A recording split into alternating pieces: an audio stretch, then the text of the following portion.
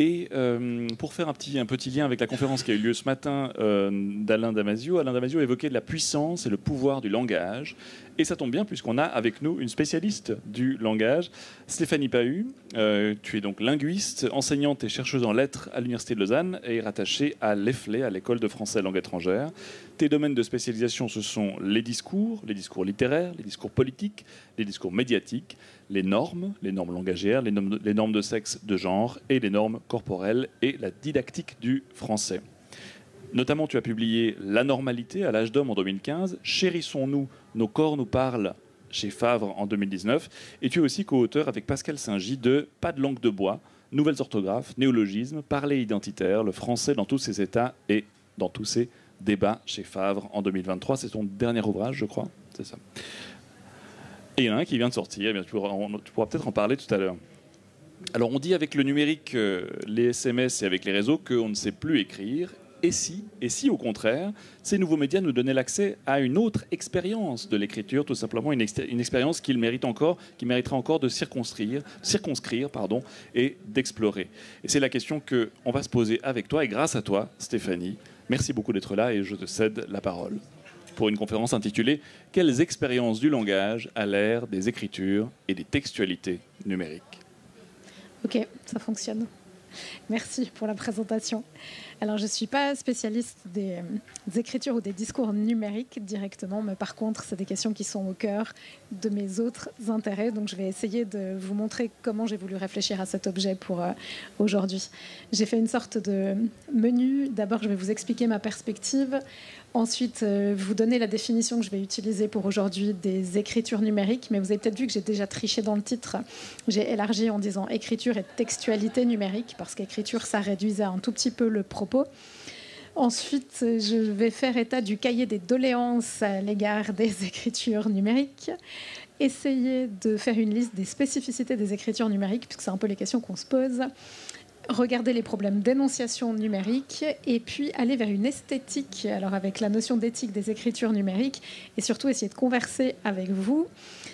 Vous allez voir que mes diapositives vont illustrer un certain nombre de reproches faits aux écritures numériques. Elles sont trop chargées, il y a de la dissémination dedans. Donc au fil de la présentation, vous allez avoir une illustration des problèmes des écritures numériques.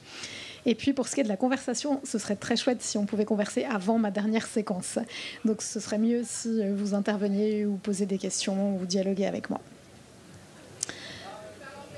Pour ce qui est de mon point de vue, je suis sociolinguiste, donc en très résumé, j'analyse les liens entre le langage, les langues et nos identités, nos places sociales, les rapports entre le langage et les idéologies, entre le langage et les processus de reconnaissance, les dynamiques de pouvoir.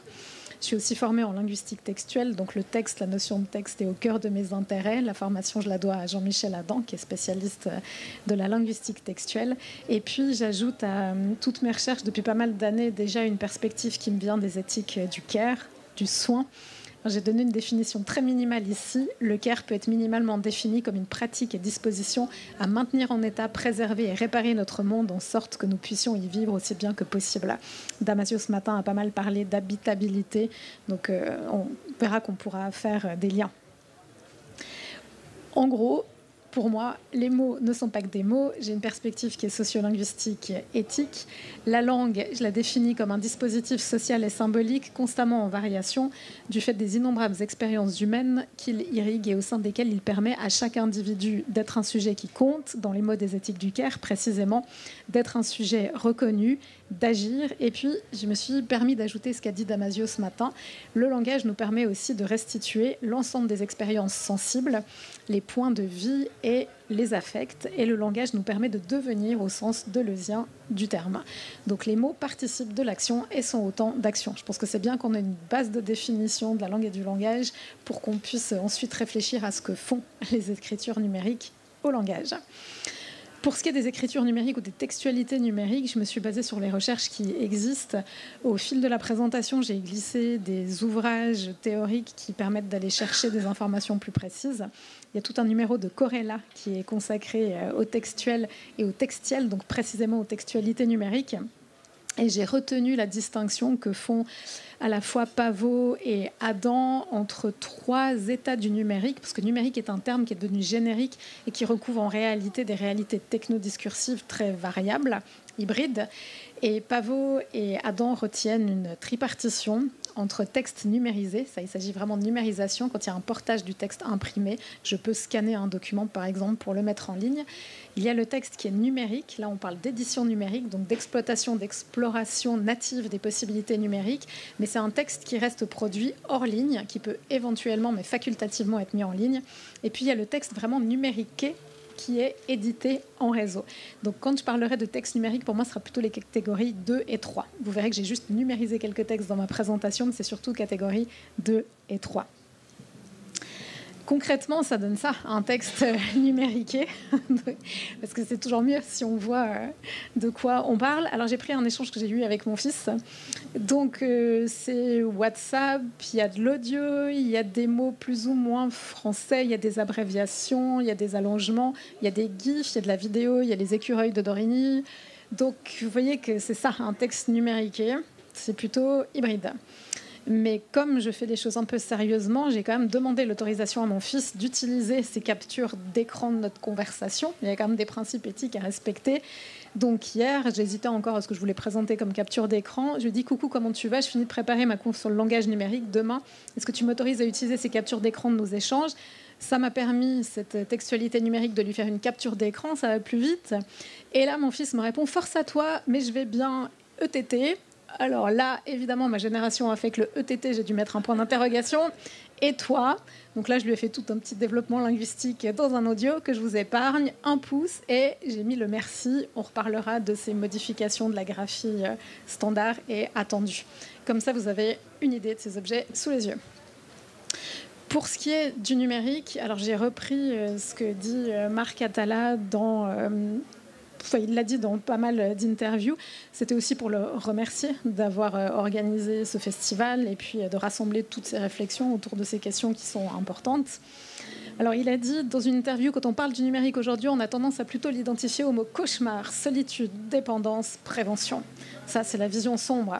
Donc il y a tout un cahier des doléances de ce qu'on reproche aux écritures numériques. Appauvrissement, conditionnement, asservissement, conformisme, bruit, dissonance, inattention, sédentarisation, narcissisme, artificialité, algébrosement, ça c'est un mot de Valère Novarina qui est un petit peu plus ancien, dépersonnalisation, dissociation, désincarnation, dématérialisation, abstraction, perte de sens et d'essence, on en a parlé avec Damasio, intrusion, manipulation, langue de bois, fake, saturation, infobésité, cyberviolence, et là on pourrait faire une sous-liste, enfin une liste des sous-cyberviolences, trolling, cyberharcèlement, shaming. Et les antidotes suggérés en général, c'est la sobriété numérique, voire la déconnexion. Pour ce qui est du français, on déclare le français en crise et on considère assez souvent qu'il est diminué à force d'être augmenté. Ça donne ce genre de dessin de presse. La presse écrite n'intéresse plus les jeunes, vous n'avez rien en texto. Et on dénonce notamment les textismes, les squelettes consonantiques, les sigles, les acronymes, les anglicismes et autres emprunts à l'arabe notamment, les bouleversements de la ponctuation, les logogrammes, PB pour problème, t'inquiète, miskine, je suis en PLS, etc. Et ça vous obligera à aller chercher tous ces mots que vous ne connaissez pas si vous ne les connaissez pas.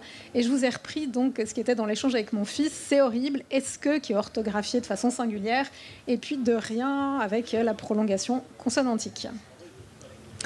Alors j'ai fait ce qu'a fait un autre conférencier ce matin, j'ai posé la question à ChatGPT et je lui ai dit, les écritures numériques sont-elles une source d'appauvrissement et d'asservissement ? Réponds à cette question en 100 mots exactement, adresse-toi à un public de non-spécialistes. Vous voyez que j'ai glissé un emoji, ça répond à une loi du discours numérique, vous verrez plus tard ce que c'est, mais je me suis protégée au cas où il y a des spécialistes dans la salle qui soient pas ou qu'elles ne soient pas vexées.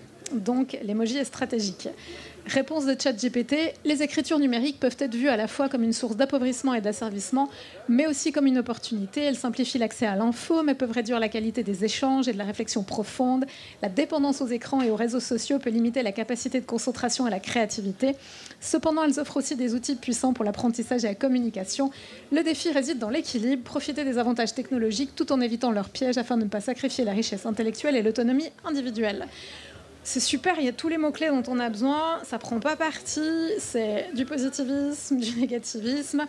c'est un peu ennuyeux à lire. En gros, on en arrive à ce constat-là. Les univers numériques font l'objet, depuis leur apparition, du discours polémique et de positions tranchées. Il y a les technophiles et il y a les technophobes. Moi, j'aime bien ce qu'a dit Johan Recordon juste avant. Fondamentalement, c'est ni bon, ni mauvais, ni neutre. Je trouve que c'est plus intéressant que de cliver en deux catégories. Alors déjà, une première question. Vous voyez qu'il y a débat. Là aussi, j'ai un peu rectifié l'orthographe standard. Dorénavant, ce sera ça dans le diaporama. Les lectures du côté des éthiques du CAR m'intéressent beaucoup, et dans Une voix humaine, Carol Gilligan, qui revient sur ses écrits antérieurs, décrit l'initiation des enfants au code du genre. Elle parle notamment du fait qu'ils changent de voix, mais alors pas de voix simplement le vocal, mais ils changent de manière de s'exprimer, de se comporter à l'adolescence pour coller à certains codes du féminin et du masculin. Ils y perdent leur résonance, leur capacité à s'écouter et à trouver ce qui leur convient identitairement. Il y a une perte relationnelle, un sacrifice de la relation pour avoir des relations, une perte de leur voix sincère et de l'authenticité.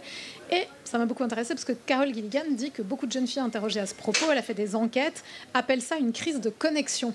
Alors je me suis dit, tiens, crise de connexion, ça marche assez bien avec le sujet. Alors on peut se poser la question, est-ce que les écritures numériques, elles multiplient les voies de crise de connexion, puisqu'elles multiplient les possibles identitaires, amplifient les tentations d'appartenance, les besoins de vérification, pour reprendre encore Damasio qui les a cités, ou les désirs de reconnaissance ou de validation sociale. Donc ça, c'est une première question qu'on peut avoir en tête. Ensuite, on passe aux spécificités des écritures numériques. Alors, il y a beaucoup d'ouvrages à disposition, mais il y en a très peu qui sont très synthétiques. Donc, il faut faire des synthèses soi-même et aller chercher toutes ces caractéristiques. Donc, j'ai fait une liste à partir des ouvrages de Pavot, de Burger, notamment, qui est ici à l'UNIL. Alors, les écritures numériques, elles sont hybrides. Certains parlent de zones graphiques parlées. Les textes numériques sont aussi composés. On parle de matériaux architecturaux, de composites technolangagiers, de technodiscours. Ces textes sont délinéarisés. On l'a vu avec l'échange avec mon fils, par exemple. Ils sont augmentés de gifs, d'images, de sons, de vidéos, de toutes sortes de choses. Ils sont dans la relationnalité, il y a de l'affectivité, il y a un aspect ludique aussi. Ils sont investigables puisqu'on peut faire des recherches. On peut rechercher à l'intérieur d'un échange WhatsApp, par exemple, ce qui concernait les écureuils de Dorigny. Je peux retrouver toutes les vidéos que j'ai envoyées avec des écureuils. Ils sont imprévisibles parce que n'importe qui peut écrire à n'importe quel moment, réagir à n'importe quel moment. Et il y a aussi un phénomène d'octorialisation, d'énonciation éditoriale ou de communauté en ligne. Les textes sont rarement produits par une seule personne. On reviendra à cette idée-là. Enfin, il y a une question d'entextualisation ou de dissémination. Les textes peuvent être repris, partagés, peuvent être disséminés, et ça ouvre des voies royales au plagiat. On est bien placé pour le savoir quand on enseigne. Toutes ces caractéristiques des technodiscours font que nos relations socio-langagières sont connectées de manière singulière aussi.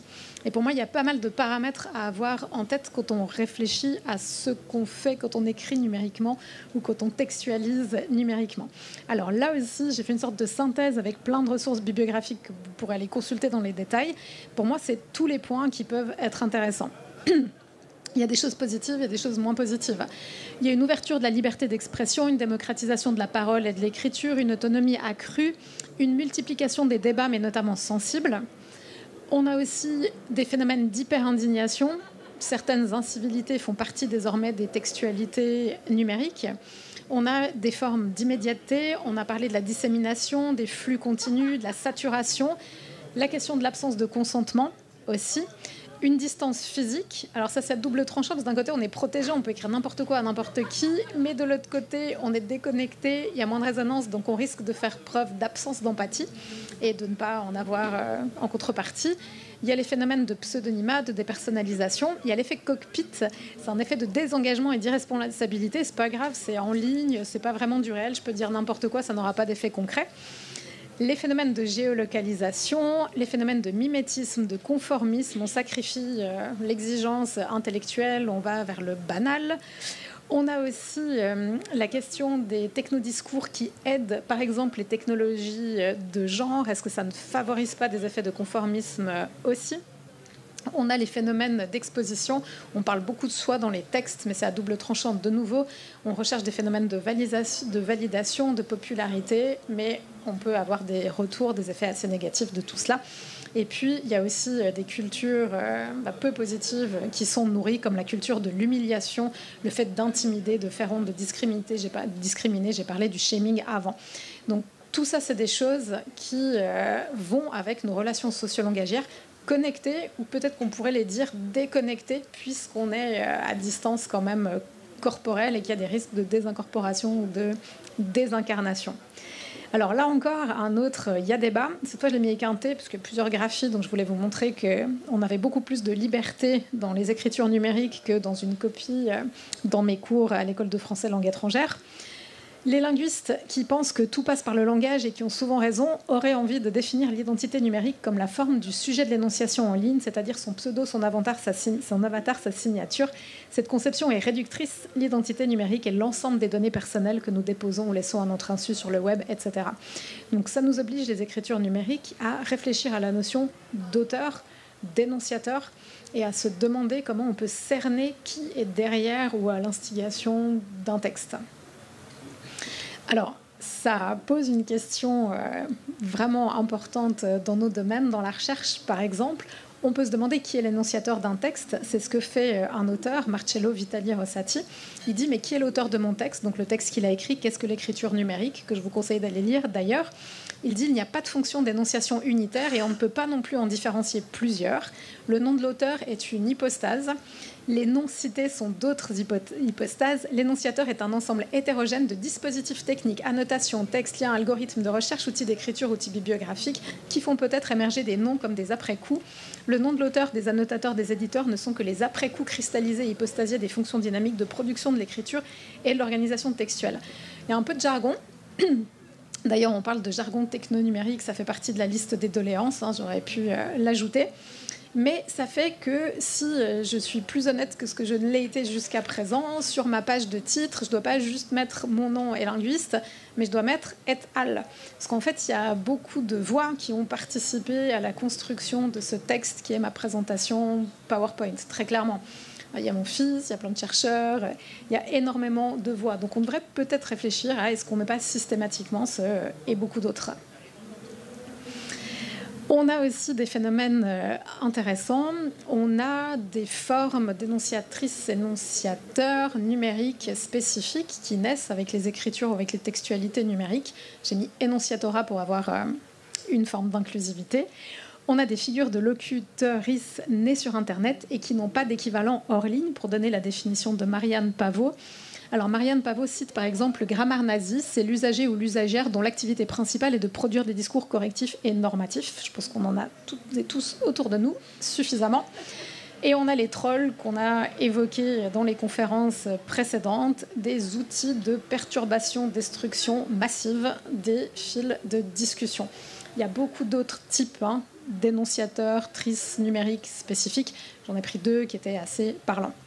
Alors là, on a vu le côté plutôt négatif, quand même.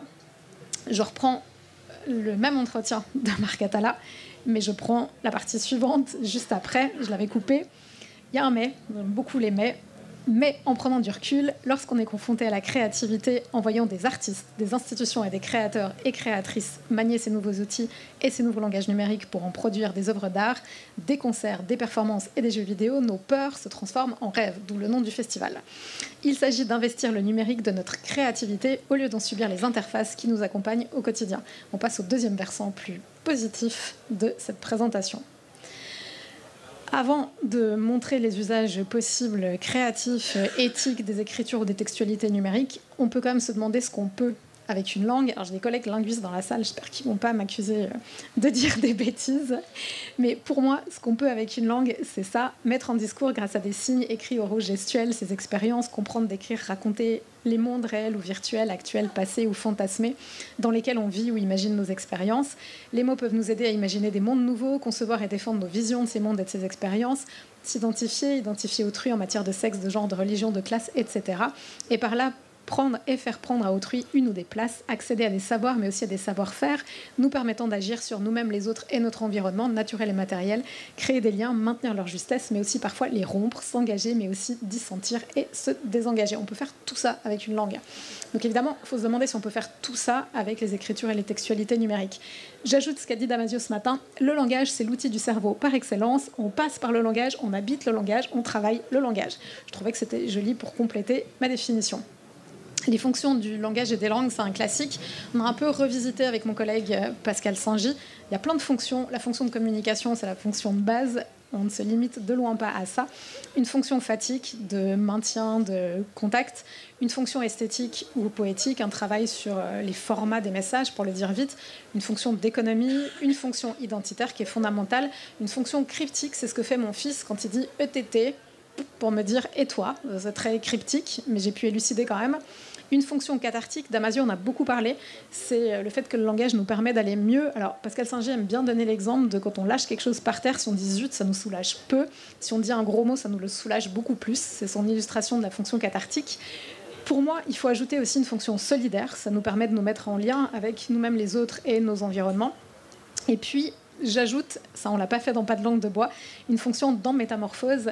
J'emprunte le terme au philosophe Rosa Hartmut qui décrit l'en Métamorphose comme la capacité de s'approprier, non pas pour posséder, non pas pour cumuler du pouvoir ou des compétences ou des capacités, ni même des capacités, mais pour être capable de se transformer au fil de nos expériences. Donc je trouve que c'est une fonction qu'on pourrait réellement ajouter. Il y a débat. Cette fois encore avec le T, les écritures textualité numérique remplissent-elles toutes les fonctions précitées? Les remplissent-elles autrement ou en remplissent-elles d'autres? Ça, c'est ouvert. Donc si quelqu'un a envie d'intervenir, après, on pourra en discuter. Toutes ces écritures et textualités numériques génèrent des nouveaux usages et des nouvelles formes de politesse. Alors la politesse linguistique, c'est un sujet qui est très chouette à traiter avec les étudiants, surtout dans des perspectives interculturelles. On parle notamment en linguistique et en sociolinguistique des maximes de Grice, maximes de quantité, qualité, relation, manière. Donc on nous donne des conseils sur ce qu'il faut exprimer pour être entendu, non pas seulement pour faire entendre sa voix, mais pour qu'il y ait vraiment une relation possible. On est passé avec les écritures ou les textualités numériques aux lois des discours numériques. Il y en a plein. Alors là, j'ai un exemple de texte numérisé, parce que je vous ai fait une photo du livre de Marianne Pavot. Et ça, c'est pour vous inciter, pour faire du teasing, à aller voir ces 10 lois. Vous ne les découvrirez pas, les 10, aujourd'hui. Il y a la loi de Godwin, la loi de Cohen, la règle 34, la loi de Dante. J'espère que ça crée un suspense. J'en ai pris 2 pour vous montrer à quoi ça ressemble. La loi de Poe dispose que sans un smiley qui cligne de l'œil ou un autre moyen bien flagrant de bien marquer que c'est de l'humour, il est impossible de faire une parodie sans être attaqué directement par une personne qui confondrait l'humour avec une réalité et non pas la réalité. D'où mon petit smiley un peu désolé au début pour dire désolé s'il y a des spécialistes dans la salle, j'ai mal calibré ma présentation. La loi de l'exclamation, elle est très intéressante, surtout pour les personnes de ma génération qui ponctuent beaucoup trop les messages. On connaît notre âge dès qu'on a mis des points à la fin d'un mot. Enfin, c'est mort, on sait qu'on n'a plus 30 ans. La loi de l'exclamation, donc, dispose que plus il y a d'exclamations dans un email ou un autre type de post, plus il y a de chances qu'il s'agisse d'un parfait mensonge. C'est aussi vrai pour les majuscules. Retenez. Donc, ça, c'est pour déboursailler tout ça. Maintenant, ce qui m'intéresse aussi, c'est de parler d'éthique communicationnelle pour résister à plein de doléances. La négligence, l'inattention, l'insensibilité, la volatilité, l'histrionisme, l'inconstance, la complaisance. Il y en a 2 qui sont plus grands, c'est parce que Damasio les a cités ce matin aussi. Il y a pas mal d'ouvrages qui réfléchissent à ces questions d'éthique communicationnelle. En gros, il y a pas mal de paramètres à respecter, être attentif à l'écoute, lire, avoir un soin discursif. Pensez aussi à la notion de consentement. Est-ce qu'on est sûr de consentir à lire quelque chose? Et est-ce qu'on va le faire avec cœur? La responsabilité, l'engagement, une forme d'agentivité, la réflexivité, l'anticonformisme, le rejet des doubles standards et puis le fait de tenir parole. Donc, on peut appliquer toutes ces considérations et se poser la question d'établissement d'une éthique des discours numériques. Marianne Pavot l'a définie comme suit. L'éthique du discours numérique est l'ensemble des critères d'acceptabilité des discours produits sur Internet par rapport aux valeurs reconnues par les usagers dans un espace et dans un temps donné. Il y a plein de paramètres aussi qui sont liés à ces réflexions sur l'éthique des discours numériques. En ligne, il y a un lien intrinsèque entre discours et action. On a vu que tout mot supposait une action aussi, mais c'est des formes d'action ou des liens différents. On parle d'éthique discursive et relationnelle. Il faut penser à la place du consentement. Les événements discursifs moraux sont fréquents, donc il y a pas mal de phénomènes d'indignation, donc il faut penser à des dispositifs solidaires. On parle aussi de notion d'intégrité discursive. On parle aussi d'élaboration de capitaux sociaux par les activités discursives. Et puis, au fond, ce qu'on questionne, c'est la responsabilité énonciative.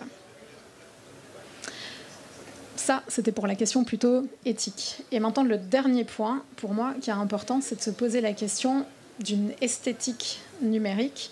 Donc, est-ce qu'on peut faire des jolies choses?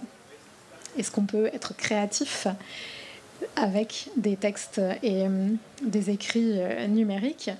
Alors, je repars d'un élément de sociolinguistique, d'une typologie des variations de Gadet. Pourquoi? Parce que pour moi, ce qu'on cherche à faire quand on essaye d'avoir une voix, c'est de trouver un style, à savoir de se créer une langue à l'intérieur de la langue. Damasio en a parlé aussi ce matin. Et de trouver une langue étrangère à l'intérieur de la langue, mais étrangère parce qu'avec les mots des autres, on va dire quelque chose qui nous est propre. Et c'est intéressant de se poser la question des variations de ce qui fait que ma manière d'écrire sera singulière. Alors, classiquement, on apprend aux étudiants 5 types de variations. La variation diachronique en fonction du temps, des époques. La variation diatopique en fonction des lieux. Vous aurez peut-être repéré que j'ai un accent d'Yverdon. C'est plutôt approprié puisque c'est la suite du Numérique Games qui avait lieu à Yverdon.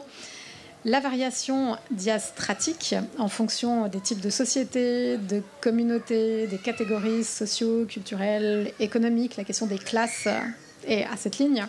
La variation diaphasique qui touche plus au style individuel. Et puis la variation diamésique qui touche aux différences qu'il peut y avoir entre l'oral et de l'écrit.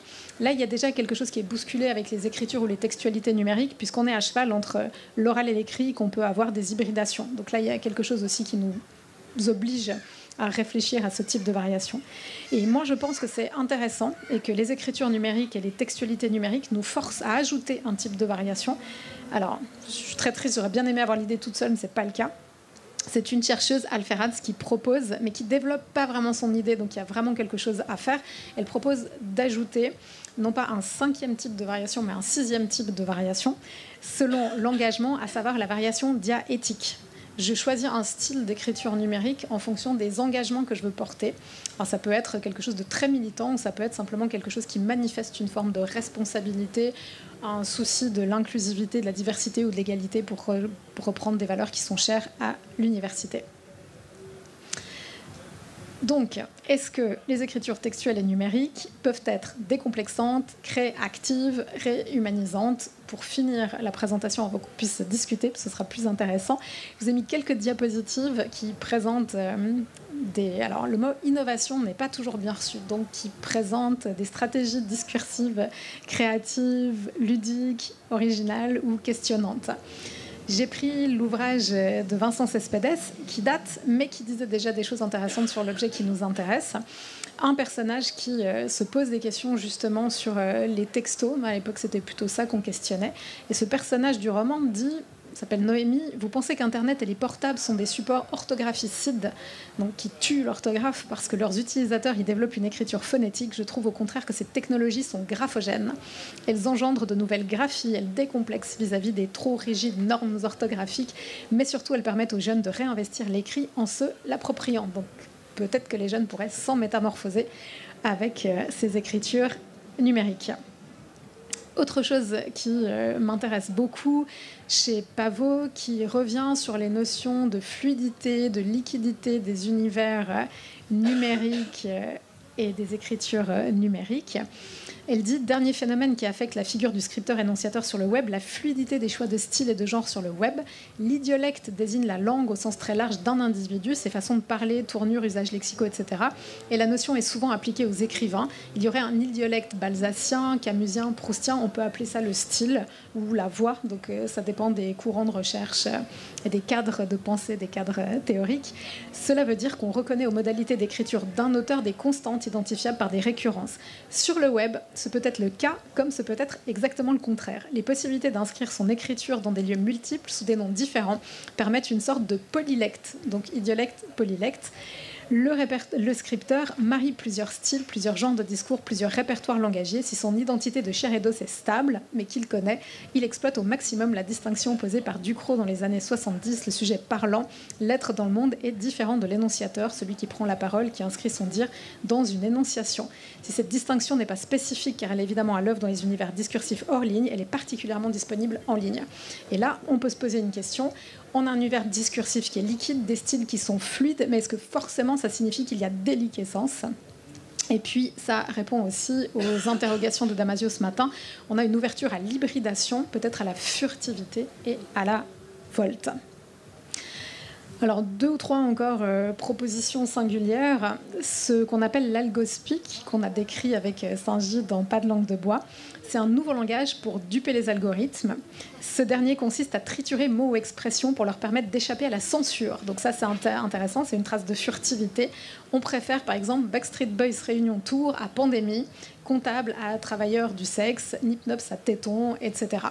Donc ça, c'est, par exemple, une invention langagière assez intéressante qui a ses limites aussi et qui a des travers idéologiques.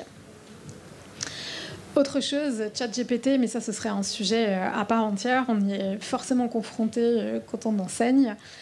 C'est intéressant de lire Alexandre Geffen, qui est spécialiste, et qui lui dit que ChatGPT nous rend l'humanité qu'il nous enlève ailleurs.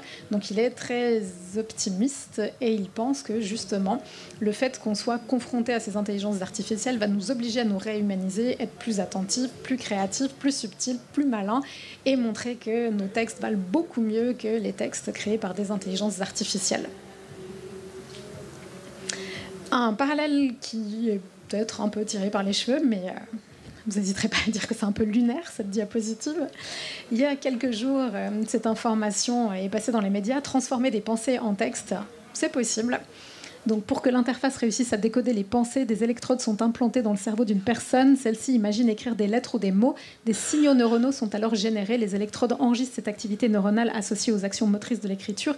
Elles l'envoient à un ordinateur séparé se chargeant du décodage.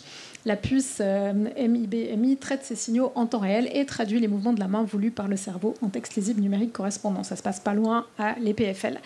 Et moi, ça m'a fait penser aux écritures surréalistes, notamment à l'écriture automatique. Et je me suis dit que les surréalistes auraient peut-être été intéressés par ces augmentations, améliorations, innovations techno-scripturales. Et je vous ai mis un exemple de poème surréaliste. Donc on peut se demander si il serait écrit autrement avec d'autres stratégies. Et puis, pour terminer, quelques options plus littéraires. Il existe de la twitterature. Donc, si vous voulez savoir ce que c'est, vous irez lire l'article que je vous ai mis ici. Mais en gros, on peut créer des romans, des fictions, des nouvelles par Twitter.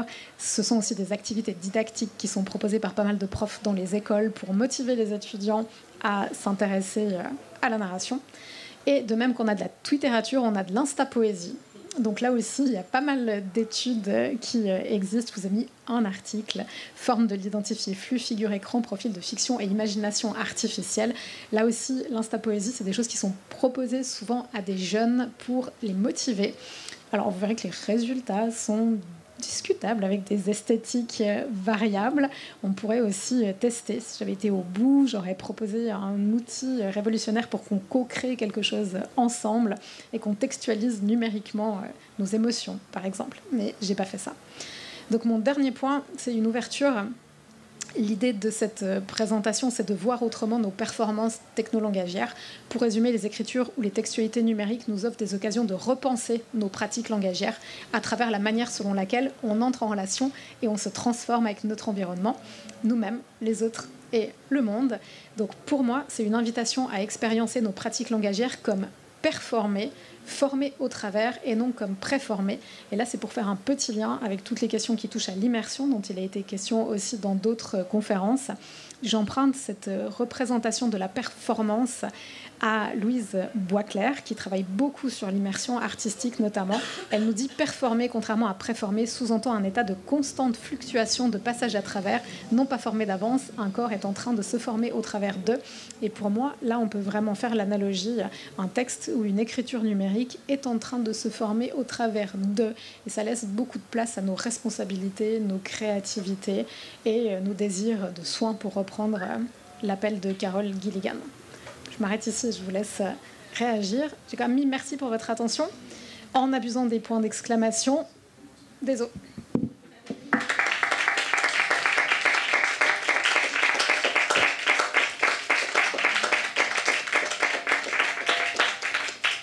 Merci infiniment Stéphanie pour... Je vais décidément m'échapper, tenter de m'éloigner de ce truc. Voilà. Merci infiniment Stéphanie pour cette conférence extrêmement riche aussi et inspirante. Y a-t-il des questions pour notre conférencière? Moi j'en ai quelques-unes, si jamais. Un collègue linguiste veut-il réagir? Allez, c'est parti. C'est bien ce que je craignais. C'est une vraie question, parce que tu as exposé beaucoup de positions sans toujours dire quelle était la tienne. Et sur la question que tu as toi-même posée, à savoir est-ce que vraiment il y a plus de créativité ou il y a une nouvelle créativité, est-ce qu'il y a plus de fluidité? Je serais curieux de t'entendre, parce que c'est pas si évident. Là, je traverse ce festival, tantôt je suis copain des gens que je croise, donc j'ai une énonciation qui est très spécifique, après je suis prof, après je suis directeur d'un truc, et j'ai l'impression d'être dans une fluidité dont le numérique, auquel le numérique ne participe pas du tout. Et je ne suis pas sûr de savoir en quoi la multiplicité des sujets qu'on est à travers l'énonciation en permanence, ce matin papa, maintenant collègue, avec du monde, etc., est renforcée par le numérique. Et peut-être même, je penserais qu'elle serait potentiellement affaiblie.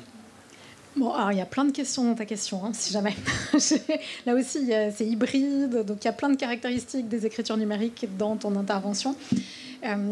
Avant que tu arrives, j'ai juste dit que ce qui m'avait beaucoup intéressé dans la conférence précédente de Johan Recordon, c'est qu'il a expliqué que c'était dommage de cliver entre les technophiles et les technophobes, et qu'il y avait une position différente qui consistait à dire toutes ces écritures numériques, par exemple, ne sont ni fondamentalement bonnes, ni fondamentalement mauvaises, mais par contre, fondamentalement, elles ne sont pas neutres non plus.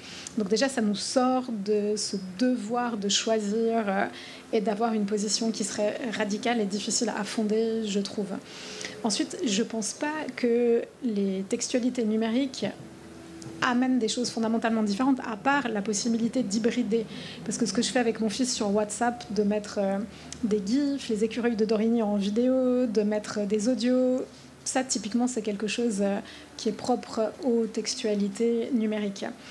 Pour le reste, je pense que les phénomènes de panique morale, d'indignation, la grande concentration d'avis fondamentalement pour ou fondamentalement contre nous oblige à reprêter attention à nos pratiques langagières.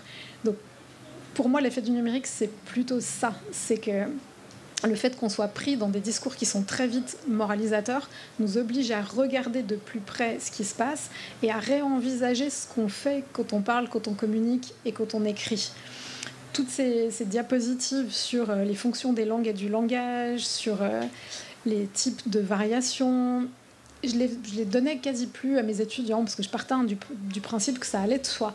Ou la définition de la langue, pour moi, ça va de soi, que c'est pas juste quelque chose qui nous permet de communiquer.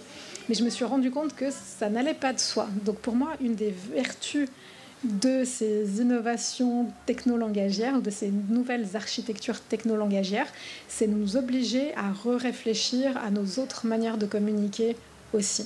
Et après, pour ce qui est du côté pluri-identitaire, poly-identitaire, de la mixité, du côté hybride ou de ce dédoublement de personnalité, enfin on n'est plus à du dédoublement, je pense qu'il existe, on pourrait aller chercher du côté de Goffman avec la mise en scène de la vie quotidienne, les rôles, les faces, donc tout ça, ça existe.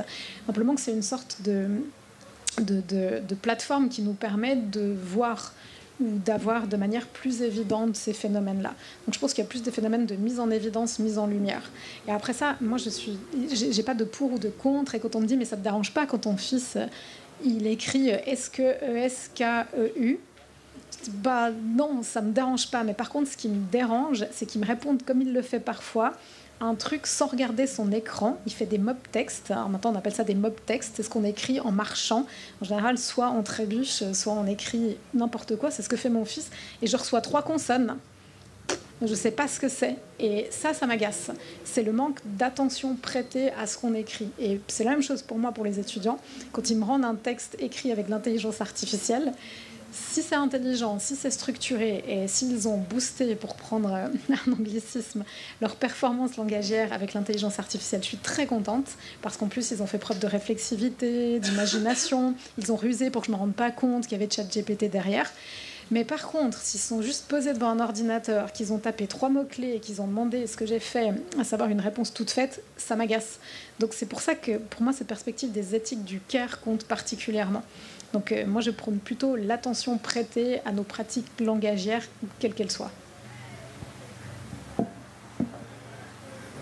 Donc si je te suis bien, le ETT par exemple, le point d'interrogation derrière le ETT, tu étais presque en soupçon de mob texte, et en fait le fait qu'il l'explique, c'était en fait ça a enrichi ton rapport à la linguistique.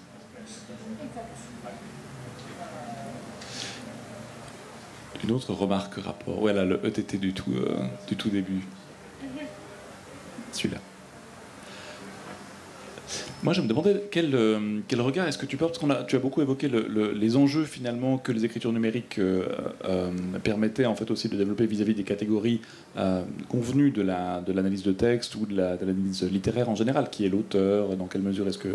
Du coup, j'ai beaucoup aimé la proposition de l'énonciatoria pour bien signifier qu'il y avait une communauté derrière. Ma question c'est, quel regard est-ce que tu poses sur la dimension, sur la littérarité, sur le rapport entre littérarité et écriture numérique? Par exemple, ces auteurs auteurs ou autrices d'ailleurs, qui utilisent les écritures numériques à des fins de constitution d'une œuvre littéraire. Est-ce qu'il y a une plus-value symbolique? Est-ce que ce ne serait pas finalement un moyen de booster, pour reprendre ton anglicisme, l'intérêt académique, par exemple, l'intérêt de la recherche, voire la valorisation par la recherche de ces écritures, parce que tout d'un coup, certains écrivains et écrivaines s'en emparent? C'est des questions pièges. Parce que ça revient à fonctionner avec une définition du littéraire ou de la littérature qu'on n'a pas. Donc déjà là, c'est compliqué. Après, il y a les points positifs. Il y a une forme de démocratisation, de plus grande accessibilité, le côté plus ludique, peut-être de dédramatisation aussi. On a l'impression que si la littérature se trouve sur ces espaces numériques, c'est moins terrible que du Proust dans la Pléiade. Donc il y a des phénomènes positifs. Après, il y a tout l'envers de ces critères positifs. N'importe qui aujourd'hui peut se déclarer écrivaine, écrivain, auteur.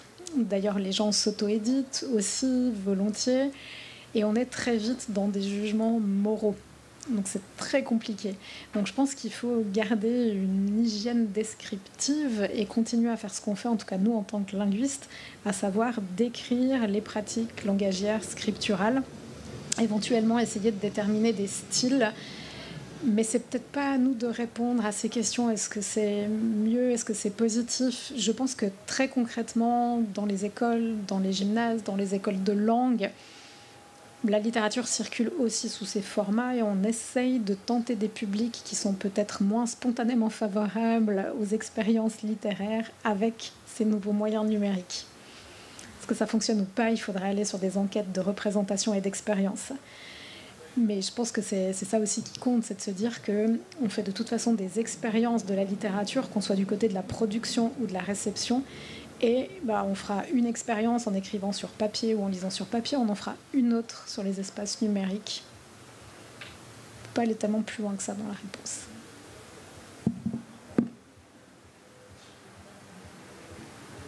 Autre question? Oui, allez-y.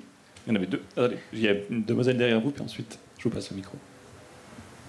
Moi, j'ai une question sur le temps long, en fait, parce que toutes ces nouveautés orthographiques de ponctuation, je les ai vues dans des textes du XVIe siècle, du XVIIe siècle, enfin, des quintuples points d'exclamation, 2 fois le même mot écrit de manière différente, pouvoir avoir à lire à voix haute des textes parce que sinon je les comprenais pas, ben, finalement c'est pas si nouveau que ça. Et puis alors que, ben, du coup je suis curieuse de ces rapports, si ça a été étudié. Alors oui, il y a des études. Alors il y a des choses, par exemple, on s'offusque des emojis ou de cette ponctuation désobéissante selon les normes avec lesquelles on fonctionne. Mais effectivement, il y a eu des propositions du côté de l'Oulipo, par exemple, où on a proposé le point d'amour. Enfin, on avait des signes de ponctuation supplémentaires qui étaient d'ailleurs très chérissants, enfin, que moi j'aime beaucoup, mais qu'on n'utilise pas forcément. Donc je pense que là, la question qui est sous-jacente, c'est celle des normes avec lesquelles on fonctionne et surtout des représentations de ces normes et d'un manque d'information des gens qui prennent part au débat. Donc je décale un peu. Je pense que c'est surtout ça, parce qu'on a l'impression qu'il existe un bon français qui aurait été, qui serait valide de tout temps, en tout lieu. Et ce qu'on oublie, c'est précisément les formes de variation. Et c'est pour ça que j'ai repris aussi Gadet. Dans les variations, la variation diachronique, c'est la première. Donc quand on a ces réflexions, on devrait utiliser tous ces éléments pour réfléchir aux productions qui sont contemporaines. Mais on voit bien, si on regarde les débats, que ce n'est pas le cas. Mais ça peut être la même chose quand on débat de l'écriture ou de la communication inclusive ou des rectifications orthographiques. Enfin, tous ces débats amènent des questions qui sont assez proches de la vôtre. Il y a plein de choses qu'on faisait dans des époques antérieures qui ne dérangeaient pas, qui passaient inaperçues, où on avait une plus grande variabilité précisément. L'orthographe était plus fluide à certaines époques et on tolérait plusieurs graphies co-occurrentes et non pas concurrentes, alors qu'aujourd'hui on s'écharpe pour des petits morceaux de mots. Donc voilà, donc je pense qu'il y a une forme d'inconscience historique ou de manque d'information. Même dans l'académie, enfin, des gens qui... Sur Figaro, oui, bah même. Mais il existe quand même quelques études. Mais oui, il y a pas mal de raccourcis. C'est un peu à la suite de ce que vous disiez. Moi, je me disais, finalement, des variations dans la langue, si on regarde dans l'histoire, depuis le Moyen-Âge ou même avant jusqu'à maintenant, que de discussions il y a eu. Et par rapport au Midi, au Nord, le provençal, enfin, les différents dialectes. Donc, il y a toujours eu. Et puis chaque fois, on se bagarrait un peu, mais les changements étaient beaucoup plus longs. Et ça tardait beaucoup plus. Donc, avant, c'était les manuscrits, puis regardez le théâtre en vieux français. Mais à ce moment-là, il y avait des bougies et pas des lumières. Donc, et alors, ce qui s'est passé, et puis après, à partir de ces derniers siècles, il y a le Lipo, il y a le Dada, il y a le surréalisme, il y a enfin des tas de choses. Artaud, regardez comment il a été critiqué, et puis encensé, enfin plein de choses. Mallarmé, enfin tout ça, Proust même. Bon, mais alors, il me semble que maintenant, avec l'arrivée du numérique aussi dans le langage, mais avec l'arrivée de beaucoup d'autres choses, ça s'accélère de plus en plus. Alors l'accélération, c'est quelque chose qui rend plus difficile. Et puis, s'il y a tellement d'indéfinition, avant on se bagarrait pour l'accent circonflexe ou pas accent circonflexe, maintenant tout ça est tellement nouveau et tellement vient de l'extérieur d'abord, parce qu'il y a beaucoup de technologie. Et alors, il me semble que avec ça, quel rapport, ce serait ma question, y a-t-il, dans quelle mesure le langage, les variations de langage, inclus le langage numérique, contribuent dans le monde actuel à donner, parce qu'il y a tellement de moments, tellement une augmentation de l'angoisse, de l'anxiété, de la difficulté de savoir quelle est son identité, de comment distinguer entre tu n'es pas un ancêtre autoritaire et tu es quelqu'un, etc. Donc finalement, on se bagarre avec ces mots-là et ça se met ensemble avec la guerre, les partis politiques qui ne donnent plus un programme mais qui ne font que s'insulter. Et alors tout ça ensemble, il me semble que ça contribue à augmenter actuellement l'augmentation des dépressions, des anxiétés, des psychoses. Avant quand même, on arrivait à savoir un peu qui on est qui et ceci est du dedans, de l'extérieur. Et ça donne une difficulté plus grande dans la communication parce qu'on ne sait pas qui on est et dire qui je suis, j'ai un intérieur et je veux te communiquer quelque chose. Maintenant, c'est presque comme je ne te reconnais pas comme un autre et je ne reconnais pas que moi, je me construis à travers la relation. Et ça va trop vite et qu'on a de la peine à assimiler tout ça et que ce langage numérique le renforce. Alors, si vous avez 2 heures devant vous, hein, je résume. Je ne sais pas par quel bout prendre toutes ces remarques. Je pense que la question de l'insécurité linguistique, c'est le fait de ne pas se sentir légitime dans sa manière de parler et de comparer sa manière de s'exprimer à celle d'autres que l'on considère comme légitime. Ça, c'est quelque chose qui a été décrit par Labov dans les années 70 déjà. Alors maintenant, on peut évidemment transporter ce concept, l'adapter et parler d'insécurité discursive numérique. Alors, est-ce qu'elle est plus forte ou moins forte? Je pense qu'il faut croiser avec certaines des spécificités des écritures et des textualités numériques qu'on a vues, à savoir la possibilité, par exemple, de valider quelque chose sur les réseaux. On peut être commenté, on peut être liké. Donc ça accentue le phénomène de besoin de reconnaissance ou de validation, de validité. Alors, c'était déjà comme ça avant. Quand on prenait la parole, on était validé ou pas. Les gens commentaient, sauf que ce n'était pas affiché tout de suite et qu'on n'avait peut-être pas accès directement à cette validation d'autrui. Donc peut-être que ça nous met plus devant ce phénomène de besoin de trouver sa place ou ses places dans des espaces socio-culturels, économiques, etc. variés. Donc certainement que ça affiche certains des paramètres de nos socialisations langagières. Donc ça ne veut pas dire que ça accentue, mais ça veut dire que ça montre plus. Et peut-être que si je vois que quelqu'un, là par exemple, si vous étiez en train de réagir en ligne, vous pourriez mettre des likes ou pas, des cœurs ou pas. Et si je voyais tout de suite que ça s'affiche, peut-être que je ne serais pas bien et que je ne voudrais même plus finir de vous répondre parce que j'aurais trop honte et que je partirais me cacher sous la tente d'à côté. Donc le fait de voir, mais je ne pense pas que ça crée ces phénomènes, ni même que ça les accentue, mais ça les visibilise en tout cas. Et pour moi, autour de la variation, je pense que c'est vraiment fondamental d'ajouter cette variation dialectique. La seule chose qu'on peut faire, c'est d'augmenter la réflexivité, l'éducation à la communication, l'éducation au langage numérique, à la communication numérique, et vraiment insister sur la responsabilité, non pas seulement individuelle, mais individuelle et collective. Donc je pense que c'est là, il faut qu'il y ait une éducation au numérique, au langage numérique, aux textualités numériques. Je pense que c'est ça qui est important. C'est là qu'on a en tout cas une petite marge d'action ou de co-action avec différentes instances, qu'elles soient éducatives, universitaires, qu'elles soient politiques aussi. Avons-nous une dernière question pour notre... Oui, ce sera la dernière question du débat. Justement, la langue, elle s'est toujours écrite d'une manière très différente. Mais à partir du XVIIe siècle, il y a eu l'Académie française pour le français, qui était comme un balancier et qui donnait un juste écrire, disons. Aujourd'hui, l'Académie française continue d'exister, mais quel est son rôle et est-ce qu'elle prend en compte, au fait, l'écriture numérique et elle la régule d'une manière ou d'une autre en donnant quand même un balancier contemporain avec des normes différentes, mais est-ce qu'elle le donne en fait encore?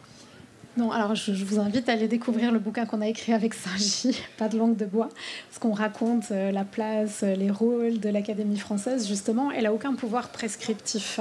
Donc l'Académie française, elle décrit... Alors, il y a beaucoup de choses sur les sites de l'Académie. Il y a une rubrique qui s'appelle « Dire et ne pas dire ». Et parfois, il est question de phénomènes technodiscursifs. Et en général, l'Académie est plutôt pour ne pas dire, ne pas faire, ne pas emprunter, ne pas inclure, ne pas féminiser, etc. Donc, il y a une position qui est assez logiquement, si on s'intéresse à l'histoire de cette instance, conservatrice. Mais il n'y a pas de pression. La seule chose qui change aujourd'hui, c'est que il y a une multiplication des instances d'énonciation que tout le monde, quasiment, alors c'est très ethnocentré, mais en tout cas, ici, quasi tout le monde peut accéder à ces écritures. Donc tout le monde peut donner son avis, tout le monde peut performer la langue française, par exemple. Donc il y a une multiplication des usages et des types d'usages. Beaucoup de personnes qui n'écrivaient pas à certaines époques, maintenant écrivent. Si je pense, là je vous ai montré ces textos avec mon fils. Quand moi j'étais petite, mon père il écrivait jamais. Il a une formation de garagiste, il était assez au point sur l'orthographe, mais il préférait pas écrire. Il disait toujours je préfère pas trop écrire plutôt que de faire des fautes. Et on communiquait pas, on s'écrivait pas, on se faisait pas de lettres. Donc j'ai jamais vu mon père écrire, même pas des listes de courses. Donc en fait, mon père, quand là il est décédé, mais il y a quelques années, il s'était mis à ces textos, donc il s'était mis aussi à faire des SMS. Donc il y a une forme de démocratisation qui fait qu'il y a plus d'usages. Et il y a aussi un autre phénomène, c'est que, alors, comme il y a une diversité d'utilisateurs et d'utilisatrices, il y a une diversification des usages, mais il y a aussi une diversification des personnes qui se pensent spécialistes.